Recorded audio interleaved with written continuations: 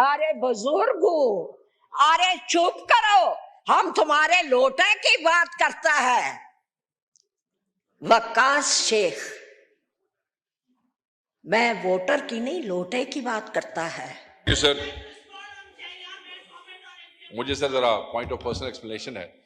मैं तो अपनी गुफ्तगू करके चला गया और मैंने सुना, मैंने जहां तक मैं समझता हूं, मुझे याद पड़ता है, मैंने अपनी स्पीच में किसी की तरफ कोई पर्सनल अटैक नहीं किया, किसी का नाम नहीं लिया, किसी की जात की बात नहीं की। इवन कि मैंने इनकी पार्टियों को भी जिस तरह मैं एक्सपोज कर सकता था, मैंने उस तरह भी बात नहीं की है।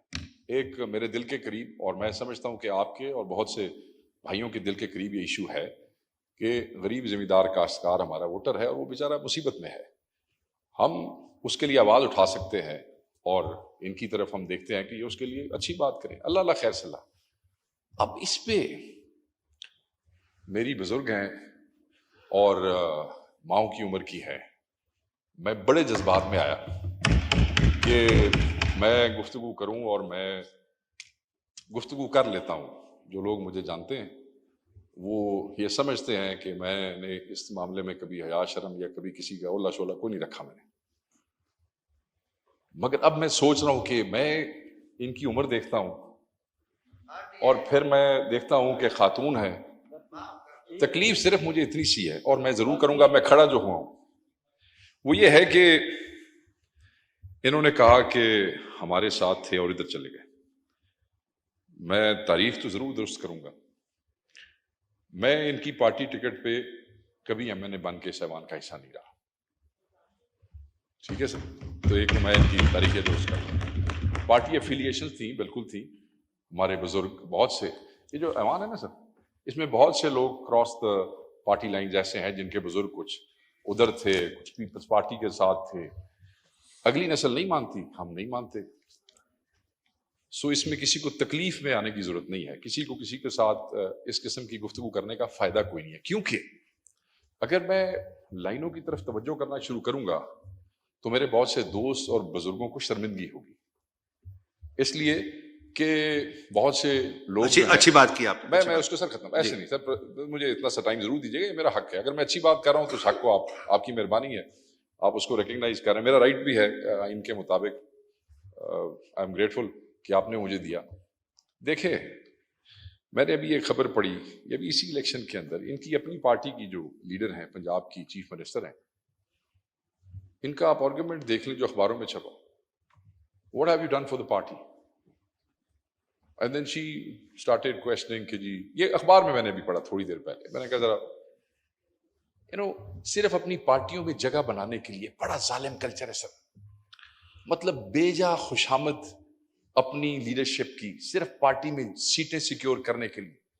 भाई जब आपने आना ही फॉर्म 47 के ऊपर है तो उसके बाद आपको अपनी पार्टी में खुशामद की जरूरत तो है नहीं, ठीक है जी। और अपनी पार्टी में अपनी जगह बनाने के लिए ऐसे लोग जो आपका एहतराम करते हैं, मैं आपका एहतराम करता हूं, ऐसे लोग जो आपका एहतराम करते हैं, खाम खा उनके ऊपर जुमलेबाजी करना, शेख साहब थैंक यू, उनको छेड़ना, आगे आपका ये नामुनासिब है। ठीक, और हम इसकी मजम्मत करते हैं। मैं समझता हूं कि जो अल्फाज इन्होंने इस्तेमाल किए हैं वो गलत हैं। अगर मैं जनरल मुशर्रफ के साथ था, इट वाज 2002 की बात है, 2002 की बात है, मैं अपनी मर्जी से था, मुझे कोई मलाल नहीं है, मैं अपनी मर्जी से था और मैंने आज तक उसको छोड़ने के बाद उसके खिलाफ बात नहीं की है। And I think I enjoyed that time. मैंने आज तक पीपल्स पार्टी के सामने चूड़ियां और चादरें नहीं फेंकी हैं जाकर, ना मैंने कभी चूड़ियां और चादर की की।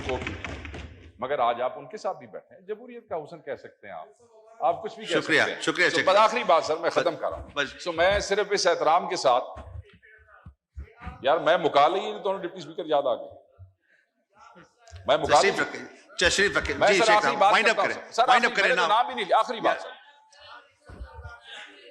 सर। फिर अगर आपने ऐसे करना है तो फिर मैं अपने हिसाब से बात कर लेता हूं, मैं बात खत्म कर रहा हूं। अगर इनको शौक है आखिरी बात करें शेख साहब, मैं सिर्फ इसके साथ कि क्योंकि ये बुजुर्ग खातून है, हमारी माँ के बराबर हैं, इनका बड़ा एहतराम रहा है, इन्होंने ये जो ज्यादती की है मैं इसको दरगुजर करता हूं।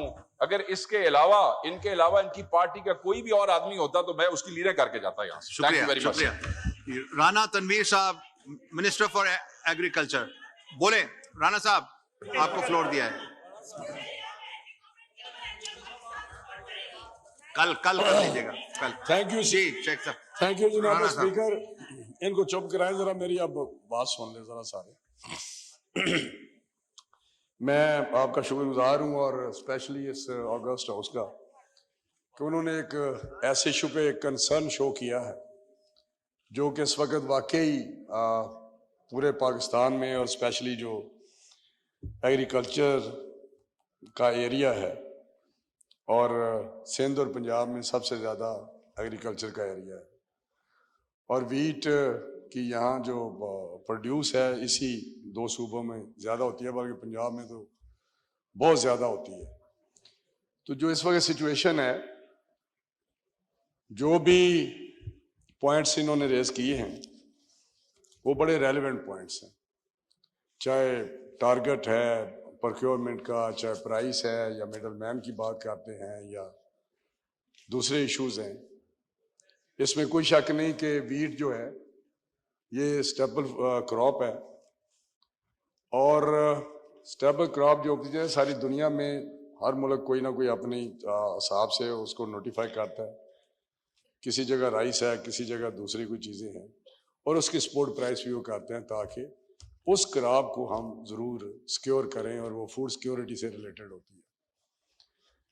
तो अभी हमारी जो स्टेपल क्रॉप है वो वीट है, जिसके लिए यही वजह है कि इसकी हम एक्सपोर्ट प्राइस मुकर्रर करते हैं ताकि प्राइस जो है वो स्टेबलाइज रहे और उसको प्रोड्यूसर को, ग्रोअर को हम सहारा दें ताकि उसकी जो प्रोड्यूस है या प्रोडक्शन है वो ऐसी हो जैसे फूड सिक्योरिटी हमें मिलती रहे। तो मैं समझता हूँ कि जो इस वक्त सिचुएशन है बहुत पीछे नहीं जाता कि गए बगए ये क्राइसिस आते रहते हैं, प्रोक्योरमेंट के भी आते हैं और कभी इस तरफ झुकाव हो जाता है कि प्रोडक्शन ज़्यादा हो गई और प्रोक्योर नहीं की जा रही, प्राइस नीचे आ गई है, और कभी इतनी ज़्यादा हो जाती है कि प्राइस ऊपर चलेगी और ज़बरदस्ती जो काश्तकार हैं उनसे ज़बरदस्ती ली जाती है।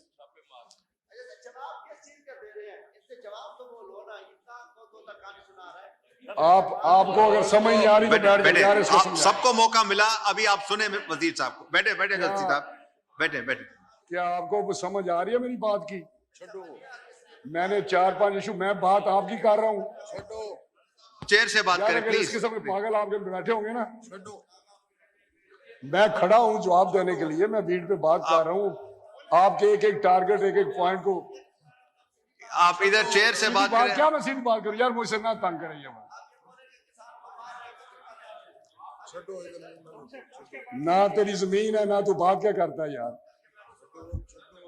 छोड़ो यार, ये वो लोग बात करते हैं यार।